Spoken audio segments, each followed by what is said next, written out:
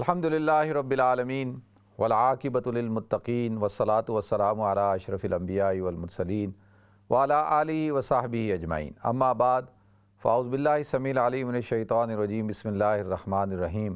ان اللہ یأمرکم ان تؤدوا الامانات الی اہلیہا واذا حکمتم بین الناس ان تحکموا بالعدل، صدق اللہ العظیم۔ اللہم صلی علی محمد وعلی آل محمد کما صلیت علی ابراہیم وعلی آل ابراہیم انک حمید مجید۔ اللہم بارک علی محمد وعلی آل محمد کما بارکت علی ابراہیم وعلی آل ابراہیم انک حمید مجید۔ رب اشرح لی صدری ویسر لی امری واحلل عقدۃ من لسانی یفقہوا قولی۔ محترم ناظرین کرام، بزرگان دین اور میرے عزیز ماؤں اور بہنوں بھائیوں، السلام علیکم ورحمۃ اللہ وبرکاتہ۔ میں آپ کا میزبان عبدالوہاب آپ کو پروگرام گفتگو کے اندر خوش آمدید کرتا ہوں۔ ناظرین، جب ہم قرآن پاک کی تلاوت کرتے ہیں اور حضور اکرم صلی اللہ علیہ وسلم کی اسوہ کو پڑھتے ہیں، آپ کی سیرت کو پڑھتے ہیں اور اسلامی تاریخ کو پڑھتے ہیں، بالخصوص اور بالعموم پوری اقوام عالم کی تاریخ کو پڑھتے ہیں، تو اس میں ہمیں قیادت کے کچھ اصول نظر آتے ہیں۔ اور کیونکہ ابھی میں اسلامی پوائنٹ آف ویو آپ حضرات کے سامنے بیان کروں گا کہ کسی بھی معاشرے کے اندر قائد کا ہونا، امیر کا ہونا، خلیفہ کا ہونا، حاکم کا ہونا، بادشاہ کا ہونا کیوں ضروری ہے، اور جب اتنا اہم مسئلہ ہے کہ بھئی کسی علاقے کے اندر، کسی ملک کے اندر ایک بادشاہ ہوگا، ایک حاکم ہوگا، تو اس حاکم کے اندر کیا صفات ہونی چاہیے اور کیا طریقہ کار ہونا چاہیے حاکم کو منتخب کرنے کا، اور اس کے لیے جو لوازمات ہیں ملک کو چلانے کے لیے وہ کیا ہونے چاہیے۔ تو یہ تھوڑی سی چیزیں ہیں جو میں سمجھتا ہوں کہ آپ حضرات کے سامنے اس کو بیان کروں۔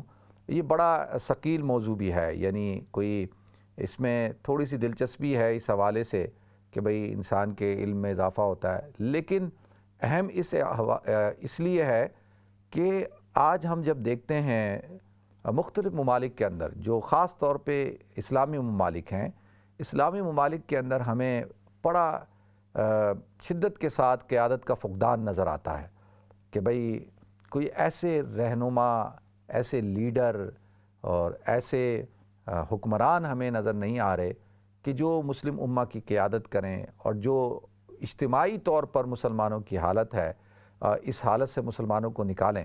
تو اس حوالے سے تو یہ بڑی اہم بات ہے کہ بھئی جو قائد ہوتا ہے، لیڈر ہوتا ہے، حاکم ہوتا ہے، وہ بھی تو انسانی ہوتا ہے اور ہم ہی اس کو منتخب کرتے ہیں اور مسلمان ہی، انسان ہی اس کو اپنا قائد بناتے ہیں۔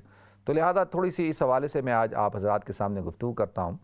دیکھیں، سب سے پہلے جو حاکم ہوتا ہے، یہ جو حاکم ہے یہ تو حکم سے نکلا ہے نا، اور حکم یعنی جس کا جو قوت نافذہ جس کے پاس ہو احکام کو نافذ کرنے کی، اس کو کہتے ہیں حاکم، کہ جو احکام ہیں، جو اصول ہیں، جو قوانین ہیں اور ان کو جو لاگو کرتا ہے، جس کے پاس یہ اختیار حاصل ہے، اس کو کہا جاتا ہے حاکم۔ تو اب یعنی حاکم ہو گیا، اس کا مطلب یہ ہے۔ دوسرا جو بادشاہ ہے اس کو بادشاہ کہا جاتا ہے کہ جی جو یہ تو عربی زبان کا لفظ نہیں ہے بلکہ یہ تو فارسی زبان کا لفظ ہے، کہ جس کے پاس امور شاہی ہوں اور جو تخت کے اوپر بیٹھے اور اپنی جو طاقت کے ذریعے سے جو ہے حکومت کرے، اس کو بادشاہ کہتے ہیں۔ اسی طریقے سے مسلمانوں کے ہاں ایک اصطلاح ہے جس کو خلیفہ کہا جاتا ہے۔ خلیفہ ناظرین، اس کا لغوی معنی یہ ہے کہ جو بعد میں آنے والا ہو، پیچھے آنے والا، جو پیچھے آنے والا ہے۔ یعنی کیا مطلب؟ یعنی وہ شخص جو اپنا جو اس سے پہلے تھا، پیشرو تھا، اس کی مطابقت کرتے ہوئے اسی کی جو حکومت ہے یا اسی کا جو تسلسل ہے اس کو آگے لے کر چلے۔ یعنی بعد میں آئے لیکن اپنے پہلے والے کے نقش قدم پر چلے، اپنے پہلے والے کو اپنا رہنما بنا کر اس کے نقش قدم پر چلے، اس کے اصولوں پہ چلے، تو اس کو کہتے ہیں خلیفہ۔ خلف کا مطلب ہوتا ہے پیچھا، اور یعنی پیچھے کا مطلب ہو گیا بعد میں آنے والا۔ تو لہذا پیچھے کا یہ کون؟ جیسے حضرت ابوبکر صدیق رضی اللہ تعالیٰ عنہ مسلمانوں کے سب سے پہلے خلیفہ ہیں۔ تو حضرت ابوبکر صدیق جو ہے وہ بعد میں آئے کس کے؟ حضور اکرم صلی اللہ علیہ وسلم کے۔ ایک مجمع میں حضرت ابوبکر صدیق رضی اللہ تعالیٰ عنہ کو کہا گیا خلیفۃ اللہ، تو انہوں نے اس بات کو برا مانا۔ انہوں نے کہا نہیں، میں خلیفۃ اللہ نہیں ہوں بلکہ میں خلیفۃ الرسول ہوں، کہ میں تو حضور اکرم صلی اللہ علیہ وسلم کے بعد میں آیا ہوں، ان کے پیچھے آیا ہوں، میں ان کا نائب ہوں، میں ان کی جو احکامات ہیں ان کو لے کے چلنے والا ہوں۔ حالانکہ جو ہے وہ اپنے آپ کو خلیفۃ اللہ بھی کہہ سکتے تھے، لیکن کیونکہ جیسے میں نے عرض کیا کہ حضور اکرم صلی اللہ علیہ وسلم کا جو طرز حکومت تھا اس کو لے کے، کیونکہ اصل خلیفۃ اللہ تو حضرت انسان ہے۔ اللہ تعالیٰ نے انسان کو، آدم علیہ السلام کو کہا کہ انی جاعل فی الارض خلیفہ، میں تمہیں اپنا زمین پر نائب بنانے والا ہوں۔ اور پھر اسی طرح سے اللہ تعالیٰ نے حضرت داؤد علیہ السلام کے بارے میں ارشاد فرمایا یا داؤد انا جعلناک خلیفۃ فی الارض فاحکم بین الناس بالحق، کہ داؤد ہم تمہیں زمین پر اپنا خلیفہ بنانے والے ہیں۔ تو لہذا باعتبار عمومی کے تو کہہ سکتے تھے کہ بھئی حضرت ابوبکر صدیق بھی خلیفۃ اللہ ہے، لیکن کیونکہ ایک خاص پس منظر کے تحت آپ کو خلافت ملی تھی اور آپ خلیفہ بنے تھے، تو اس لیے آپ نے کہا نہیں میں خلیفۃ الرسول ہوں۔ تو لہذا ناظرین ایک یہ اصطلاح ہے، اور خلفائے راشدین جو مسلمانوں کا جو ایک شاندار جو دور ہے جس کو ہم اپنا رول ماڈل کہتے ہیں، وہ ہے خلفائے راشدین کا دور۔ اس میں حضرت ابوبکر صدیق رضی اللہ تعالیٰ عنہ، حضرت عمر رضی اللہ تعالیٰ عنہ، اور حضرت عثمان رضی اللہ تعالیٰ عنہ، حضرت علی رضی اللہ تعالیٰ عنہ، اور حضرت حسن کے بھی 5.5 مہینے 6 مہینے وہ بھی اس میں شامل ہیں۔ تو لہذا یہ ٹوٹل جو دور بنتا ہے یہ 30 سالہ دور بنتا ہے۔ تو ایک تو اصطلاح ہو گئی خلیفہ کی، میں نے جیسے کہا حاکم کی، بادشاہ کی۔ پھر دوسری اصطلاح ہوتی ہے، اس کو کہا جاتا ہے امیر، کہ یہ امیر ہے۔ اچھا، اب امیر جو ہے ناظرین، امیر کا کیا مطلب ہوتا ہے؟ امیر کا مطلب یہ ہوتا ہے کہ جو امور اس کی امپلیمنٹیشن کرواتا ہے، جو کام ہوتے ہیں، امر کہتے ہیں یعنی کسی کام کے کرنے کو، اور امیر جو لوگوں سے کام کو کرواتا ہے یا لوگ اس کی اتباع کرتے ہیں کس حوالے سے؟ کام کو کرنے کے حوالے سے۔ جو مامورین ہیں یہ کہتے ہیں نا کہ یہ امیر ہے اور ہم سب اس کے مامورین ہیں، یعنی یہ جو ہمیں امر دے گا، حکم دے گا، ہم اس کے اوپر عمل کریں گے، اس کی بجاوری کریں گے، تو لہذا اس حوالے سے ہم مامورین ہیں۔ تو قرآن میں ہے نا کہ اطیعوا اللہ و اطیعوا الرسول و اولی الامر منکم، کہ اللہ کی اطاعت کرو، رسول کی اطاعت کرو، و اولی الامر منکم، کہ جو تم میں اولی الامر ہو، جس کے پاس یہ اختیار ہے کہ وہ آمر ہے، وہ حکم دے سکتا ہے۔ تو ہمارے ہاں آج کل تو عامر کی اصطلاح جو ہے وہ ذرا سخت اصطلاح ہوتی ہے نا، ہم کہتے ہیں کہ فلاں شخص جو ہے وہ عامر ہے، یعنی وہ ڈکٹیٹر کے حوالے سے یہ کہا جاتا ہے کہ بھئی یہ جو ہے، کسی کو کہتے ہیں نا یہ تو عامر ہے، تو وہ عامر سے مراد ہوتے ہیں یہ ڈکٹیٹر ہے۔ تو لہذا تو یہ ایک اصطلاح یہ ہے۔ تو اب پھر ایک اصطلاح ہوتی ہے، وہ حکومت کے حوالے سے نہیں ہوتی کہ وہ یعنی کوئی ایسا شخص جو امور مملکت چلا رہا ہو، بلکہ ایک شخص ہوتا ہے جو لیڈ کر رہا ہوتا ہے، جو راستہ دکھا رہا ہوتا ہے، اس کو کہتے ہیں قائد۔ اب دیکھیں یہ جو قائد ہے، ہمارے ہاں جیسے قائد پاکستان کے اندر صرف ایک ہی شخصیت کو یہ اعزاز حاصل ہے، وہ ہیں قائد اعظم رحمۃ اللہ علیہ، محمد علی جناح رحمۃ اللہ علیہ۔ باقی کافی لوگ آئے کہ جی قائد تحریک بنے، قائد انقلاب بنے، کافی لوگ آئے اور گئے، لیکن قائد اعظم کا جو مقام ہے وہ پاکستان میں ابھی بھی قائم ہے۔ تو اچھا، قائد کا کیا مطلب ہے؟ عربی زبان کے اندر قائد کہتے ہیں آگے سے ہانکنے کو، اور سوق کہتے ہیں پیچھے سے ہانکنے کو، یعنی ایک پورا ایک ریوڑ ہو، اس کو جو آگے سے ہانک رہا ہے، آگے ہانکنا تو پیچھے سے ہوتا ہے نا، تو لیکن جو آگے لیڈ کر رہا ہے، جو پیچھے سے جو ہانک رہا ہے اس کو سوق، اور جو آگے سے لے کر چل رہا ہے اس کو کہتے ہیں قائد، جو رہنما ہوتا ہے، جو راستہ دکھاتا ہے، جو اب انسانوں کے اندر جو جس شخص کو اللہ تعالیٰ نے یہ صلاحیت دی ہوتی ہے کہ وہ لوگوں کی رہنمائی کرتا ہے۔ تو یہ اس کا جو لغوی معنی اردو کے اندر ہے وہ یہ ہے کہ ایک شخص ہو، ایک نابینا شخص جس کے ہاتھ میں لاٹھی ہوتی ہے، اور کوئی شخص اس نابینا شخص کی لاٹھی پکڑ کر اس کو راستہ دکھائے اور اس کو جو ہے اس کی منزل تک پہنچائے، اس کو قائد کہا جاتا ہے۔ اسی طرح سے گھوڑے کا جو اگلا حصہ ہوتا ہے اس کو بھی قائد کہا جاتا ہے، کیونکہ وہ ہمیشہ فرنٹ پہ ہوتا ہے. تو لہذا جو قائد ہوگا وہ فرنٹ پہ ہوگا اور رہنمائی کرے گا, راستہ دکھائے گا, لوگ اس کو فالو کریں گے, اس کے فالوورز ہوں گے, تو اس کو جو ہے وہ قائد کہا جاتا ہے. تو لہذا ناظرین یہ ساری, اچھا قائد کا ہونا ضروری نہیں ہے کہ قائد جو ہے وہ حاکم بھی ہو. یہ نہیں ہو سکتا کہ بھئی ہر قائد جو ہے وہ بادشاہ بھی بن جائے, خلیفہ بھی بن جائے.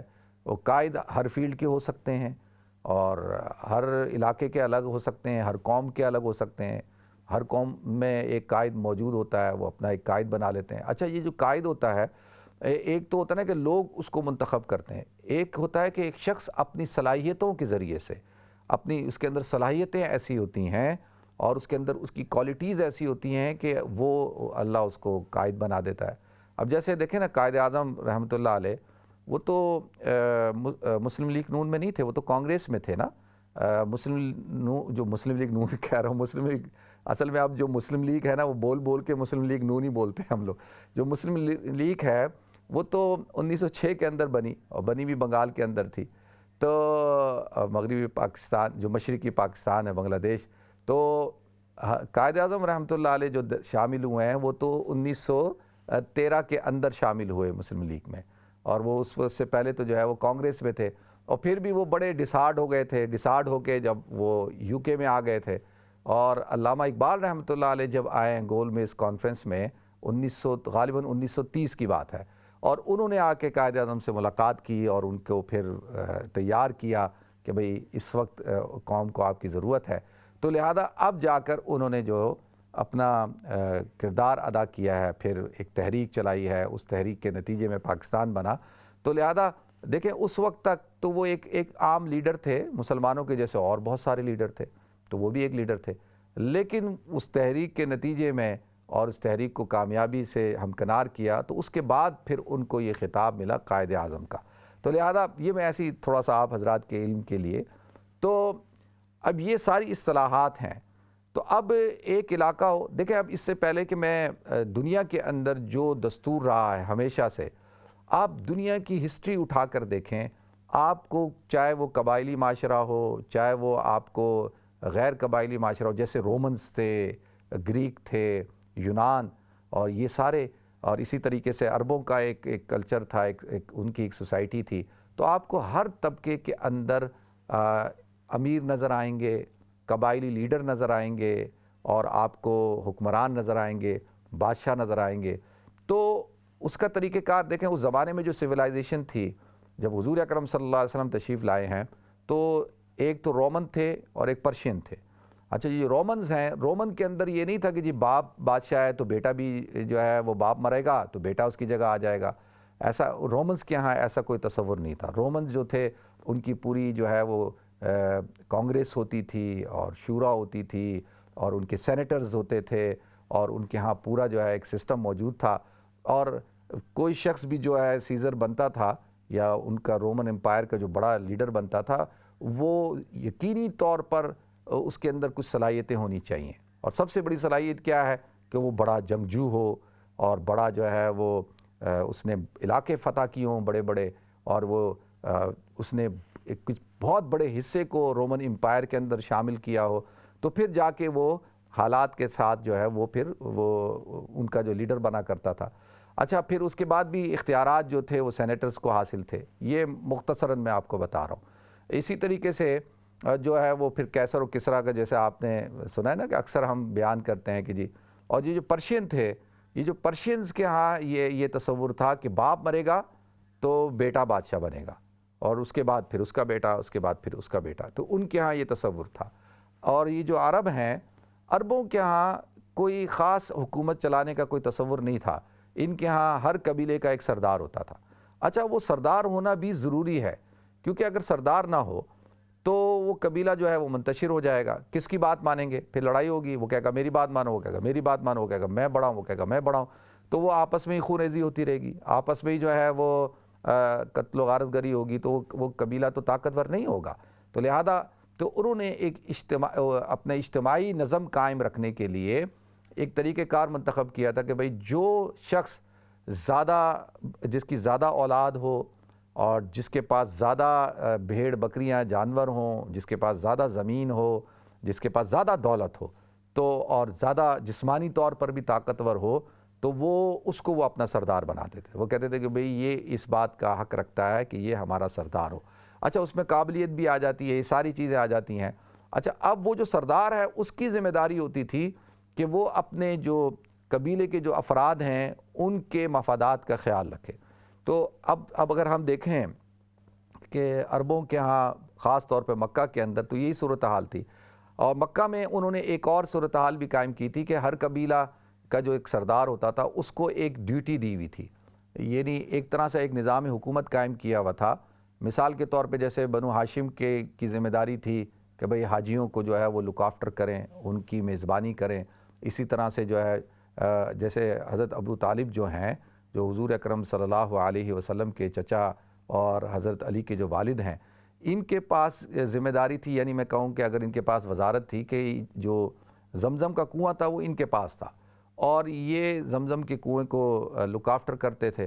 تو لہذا اور یہ بڑے مہمان نواز تھے, تو ان کی مہمان نوازی کی وجہ سے یہ اکثر مقرور رہتے تھے. تو وہ میں نے کئی دفعہ آپ کو بتایا نا کہ بھئی حضور اکرم صلی اللہ علیہ وسلم کو انہوں نے پالا تھا نا, تو حضرت عبد المطلب کے انتقال کے بعد. تو یہ جو حضور اکرم صلی اللہ علیہ وسلم نے جو تجارت کا سلسلہ شروع کیا وہ اس وجہ سے شروع کیا کیونکہ یہ مقروض ہو چکے تھے. تو لہذا جو ان کے جو بھائی ہیں حضرت عباس, انہوں نے کہا ٹھیک ہے میں آپ کا سارا قرض اتار دیتا ہوں, ساری لائبلٹی میں لے لیتا ہوں, آپ یہ کنواں جو ہے وہ میرے حوالے کر دیں. تو وہ اس طریقے سے وہ کنواں ان کے پاس چلا گیا. تو لہذا انہوں نے مختلف شعبے بانٹے ہوئے تھے کیونکہ یہ مکہ کے متولی تھے اور دنیا جہاں سے لوگ آتے تھے اور ان کے انتظامات کرنا, تو ہر قبیلے کو ایک شعبہ دیا ہوا تھا. اسی طریقے سے یہ تجارت بھی کرتے تھے. ابھی میرا موضوع یہ نہیں ہے ورنہ تو میں پورا ٹائم میرا اسی پہ چلا جائے گا, دماغ میں وہ والی باتیں آنا شروع ہو گئی ہیں, تو لہذا اس کو یہیں روکتے ہیں. تو وہاں پہ اس قسم کا ایک تصور قائم ہوا ہوا تھا حکومت کا, اور اسی طرح سے ہر قبیلہ جو ہے وہ پھر بیٹھتے تھے, وہ فیصلہ کرتے تھے. اور جب حضور اکرم صلی اللہ علیہ وسلم کو جب سازش کی گئی کہ بھئی اب قتل کر دیا جائے, تو اس میں کیا ہوا کہ کہا کہ ہر قبیلے کا ایک فرد شامل ہوگا, کیونکہ ایسا نہ ہو کہ بھئی جس قبیلے نے کر دیا تو پھر وہ بنو ہاشم قریش جو ہے وہ اس سے بدلہ لیں گے اور جو ہے وہ کہیں گے کہ یہ تو جیسا بھی, کیونکہ عصبیت تھی. اور وہ اس لیے بھی ضروری تھی کہ اگر وہ اس وقت اپنے قبیلے کے فرد کا ساتھ نہ دیں تو اس طرح تو کوئی بھی قبیلہ محفوظ نہیں رہے گا, تو کسی کی جان مال محفوظ نہیں رہے گی. تو یہ ایک طریقہ کار تھا, اس لیے انہوں نے کہا ٹھیک ہے پھر ایسا کرتے ہیں کہ ہر قبیلے کے ایک فرد کو شامل کر لیتے ہیں. تو یہ مکۃ المکرمہ کی حالت تھی. پھر آپ آ جائیں مدینہ منورہ. مدینہ منورہ کے اندر ناظرین, مدینہ منورہ کے اندر قبیلہ اوس اور خزرج یہ دو بڑے قبیلے تھے, اور یہ جو عبداللہ بن ابی بن سلول ہے یہ خزرجی تھا, یہ خزرج سے اس کا تعلق تھا. اچھا یہ بھی جیسے اس کے پاس بھی بڑا مال دولت اور خاندان اور اس کے خاندان کے افراد زیادہ تھے, اور اس کا شاہی جوڑا بھی تیار ہو چکا تھا, تاج بھی تیار ہو چکا تھا, اور مدینہ کے اندر اس کی تاج پوشی ہونی تھی. جب حضور اکرم صلی اللہ علیہ وسلم تشریف لائے تو لہذا وہ اس کا جو پورا منصوبہ تھا وہ ناکام ہو گیا, اور اللہ کے رسول صلی اللہ علیہ وسلم نے ایک ریاست قائم کی, اور اس ریاست کے جو ہے آپ پہلے جو ہے وہ آپ کہہ لیں امیر بنے, حاکم بنے, خلیفہ بنے اور بادشاہ بنے, جو بھی آپ کہہ سکتے ہیں, جو بھی لفظ آپ دینا چاہتے ہیں دے سکتے ہیں. تو اللہ کے رسول صلی اللہ علیہ وسلم نے وہاں پر ایک اسلامی ریاست کی بنیاد رکھی. اور سب سے پہلا دیکھیں یہ جو میثاق مدینہ ہے نا, کہا جاتا ہے نا کہ بھئی کہ جو امریکہ کا جو کانسٹیٹیوشنز ہے اس کے اندر 7,000 الفاظ ہیں, اور کہتے ہیں یہ بڑا مختصر سا ہے, اور اتنا مختصر سا ہے کہ اس سے دیکھیں اتنا بڑا ملک, اور اس وقت کی دنیا کی سپر طاقت ہے, اور اتنی بڑی اکانومی ہے, دنیا کا سب سے خوشحال ملک ہے, اور اس کا اتنا مختصر سا صرف 7,000 الفاظ کا. تو لوگوں کو کیونکہ پتہ نہیں ہے نا, لوگوں نے پڑھائی نہیں کی, جو میثاق مدینہ ہے اس کے جو الفاظ ہیں وہ 750 ہیں, یعنی کہاں 7,000 اور کہاں 750, یعنی 1% اس سے بھی کم, یعنی 7,000 اور 700 کا آپ ریشو نکالیں تو کچھ اس کے سامنے تو کچھ بھی نہیں ہے.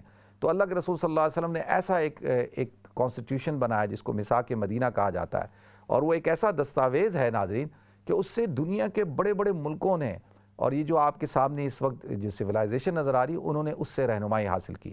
تو اللہ کے رسول صلی اللہ علیہ وسلم نے مدینہ کے اندر ایک ریاست قائم کی, اور اس ریاست کے اندر دیکھیں کوئی بھی ریاست ہوتی ہے اس ریاست کے اندر سب سے پہلی چیز بنیاد جو ہوتی ہے نا, کہیں پہ بھی چاہے وہ ریاست ہو، چاہے وہ خاندان ہو، چاہے وہ آپ کا گھر ہو، چاہے وہ آپ کی آرگنائزیشن ہو، سب سے پہلی چیز جو ہوگی اس کے اندر ہے عدل، انصاف۔ یا داود انا جعلناک خلیفۃ فی الارض فاحکم بین الناس بالحق، کہ تمہیں ہم نے اپنا خلیفہ بنایا ہے، فاحکم بین الناس بالحق، کہ تم نے کیا کرنا ہے، انصاف، حق کے ساتھ جو ہے وہ فیصلہ کرنا ہے۔ تو جہاں پر بھی ظلم ہوگا ناظرین، وہ ریاست نہیں چل سکتی، وہ خاندان نہیں چل سکتا، وہ آرگنائزیشن نہیں چل سکتی، وہ تباہ و برباد ہو جائے گی۔ تو سب سے پہلی چیز حضور اکرم صلی اللہ علیہ وسلم نے اس کی بنیاد کس کے اوپر رکھی؟ انصاف کے اوپر رکھی۔ تو ایک دفعہ ہے نا کہ ایک خاتون تھی، بڑی نوبل خاتون تھی، انہوں نے چوری کر لی، اور جب ان کا مقدمہ حضور اکرم صلی اللہ علیہ وسلم کے سامنے پیش کیا گیا تو ان کی سفارش کروائی گئی کہ بھائی یہ بڑی خاتون ہیں تو لہذا ان کو معاف کر دیا جائے۔ تو اللہ کے رسول صلی اللہ علیہ وسلم نے کیا ارشاد فرمایا کہ لو کانت فاطمۃ سرقت لقطعت یدہا، کہ اگر میری بیٹی فاطمہ بھی بالفرض والمحال، مثال دی آپ نے کہ اگر وہ بھی چوری کرتی تو میں اس کا بھی ہاتھ کاٹتا۔ تو مطلب کیا تھا کہ آپ نے کہا کہ تم سے پہلی قومیں اس لیے برباد ہوئیں کہ وہ اپنے جو طاقتور لوگ تھے ان کے لیے ان کو معاف کر دیتی تھیں، ان کے لیے انصاف کا دوسرا معیار تھا، اور جو غریب لوگ تھے ان کے لیے دوسرا تھا۔ تو حضور اکرم صلی اللہ علیہ وسلم نے ایک وہ معاشرہ قائم کیا۔ تو سب سے پہلی چیز کیا ہے کہ اس سوسائٹی کے اندر جو امیر ہو، اس امیر کا سب سے پہلا کام کیا ہے کہ وہ انصاف کرے۔ جس ملک کا حاکم، بادشاہ، لیڈر اگر انصاف نہیں کرے گا وہ ملک نہیں چل سکتا۔ حضرت علی رضی اللہ تعالیٰ نے ارشاد فرمایا الملک یدوم مع الکفر ولا یدوم مع الظلم، کہ ملک جو ہے کفر کے ساتھ تو چل سکتا ہے لیکن ظلم کے ساتھ نہیں چل سکتا۔ آپ دیکھ لیں جن سوسائٹیوں کے اندر، جن معاشروں میں ظلم ہوتا ہے وہ سوسائٹیاں، معاشرے ختم ہو جاتے ہیں، وہ حکومتیں بھی، وہ تہذیبیں بھی، ثقافتیں، کلچر، سارا کچھ ختم ہو جاتا ہے، کیونکہ اس کی بنیاد جو ہے وہ کیا ہے؟ سب سے پہلی کہ بھئی انصاف ہونا چاہیے۔ اب وہ انصاف ہو، پھر دوسرا انصاف پسند ہو اور بلا تفریق انصاف کرتا ہو۔ یہ نہیں کہ جی ہماری پارٹی کا ہے تو اس کے لیے دوسرا معیار ہے اور دوسری پارٹی کا ہے تو اس کے لیے دوسرا معیار ہے، یہ نہیں۔ اور اس کے بعد دوسری چیز کیا ہے کہ حاکم جو ہے اور وہ معاشرہ امانت داری کے اوپر ہو۔ ان اللہ یامرکم ان تؤدوا الامانات الی اہلیہا۔ دیکھیں یہ جو امانت داری ہے یہ کسی بھی ریاست کی بیک بون ہوتی ہے۔ اگر حاکم امین نہ ہو اور حکمران طبقہ امین نہ ہو، خائن ہو جائے، تو وہ معاشرہ بھی جو ہے وہ کبھی بھی پھلتا پھولتا نہیں ہے، وہ بھی ختم ہو جاتا ہے اور اس ملک کے اندر بھی کوئی برکتیں نہیں ہوتی۔ تو سب سے پہلی چیز کیا ہے کہ حضور نے فرمایا لا ایمان لمن لا امانۃ لہ، کہ جس کے اندر امانت نہ ہو اس کے اندر ایمان بھی نہیں ہے۔ تو اب پہلی چیز انصاف ہو گیا، پھر اس کے بعد جو ہے امانت داری ہے۔ دیکھیں کیوں کہ حضرت یوسف علیہ السلام نے جب کہا کہ مجھے آپ جو ہے وہ وزیر خزانہ بنا دیں، کیونکہ میں کیا ہوں، میں امین بھی ہوں اور علیم بھی ہوں، یعنی میں امانت دار بھی ہوں اور میں اس محکمے کو اس جو کس طرح سے خزانے کو کنٹرول کرنا ہے، اس کی تقسیم کرنی ہے، اس کو کس طریقے سے اس کے اوپر جو تصرف کرنا ہے وہ میں جانتا ہوں اور میں امین ہوں۔ تو یہ بات آپ دیکھیں یہ بڑی اہم چیز ہوتی ہے۔ حضرت سلیمان علیہ السلام نے جب کہا نا کہ بلقیس کے تخت کو کون لے کے آئے گا، تو وہ جو جن بیٹھا تھا اس نے کہا میں لے کے آؤں گا۔ تو کیا تم کیسے لاؤ گے؟ تو اس نے کہا انی لقوی امین، کہ میں جو ہے طاقتور بھی ہوں اور امین بھی ہوں۔ تو اصل چیز کیا ہے؟ وہ امانت ہے۔ اسی طرح سے دیکھیں حضور اکرم صلی اللہ علیہ وسلم اور تمام انبیاء کرام کیا کہتے تھے؟ انی رسولکم امین، کہ میں تو رسول امین ہوں۔ تو یہ بات بڑی ذہن میں رکھنے کی ہے۔ حضرت جبریل علیہ السلام کیا کہتے ہیں کہ میں جو ہے ان کو کیا کہا جاتا ہے کہ یہ روح الامین ہے۔ تو لہذا امانت داری بڑی اہم چیز ہے کہ جب کوئی جو لیڈر ہو، جو حاکم ہو، جو قائد ہو، اس کے اندر جو ہے امانت داری ہونی چاہیے۔ اگر امانت داری نہیں ہے تو وہ لیڈر بننے کے قابل نہیں ہے، کیونکہ وہ تو پھر امین نہیں ہوگا تو وہ خائن ہوگا۔ پھر آپ دیکھ لیں جو کرپٹ حکمران ہیں ان کی وجہ سے پھر قومیں کہاں جا کے گرتی ہیں، قوموں کا کیا حال ہوتا ہے۔